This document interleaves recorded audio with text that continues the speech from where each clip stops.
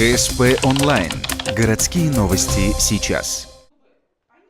Пятница, 11:00. Детская библиотека имени Гайдара. Подведение итогов городского конкурса стихов среди дошколят. Пятое по счету состязание в этот раз приурочили к 130-летию Самуила Маршака. Соответственно, и участникам надо было выбрать одно произведение из творчества известного писателя и прочитать его перед жюри.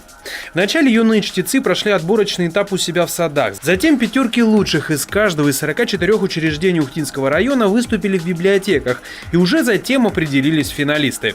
Кстати, в этом году их набралось 59 из более чем 240 участников. В этом году у нас финалистов больше. Если в прошлом году, например, финалистов было 52, то в этом году 59. Это видно, что, в общем-то, уровень детей с каждым годом повышается. И те, кто участвует из года в год у нас в конкурсе, они, понятно, что улучшают свои показатели и качества.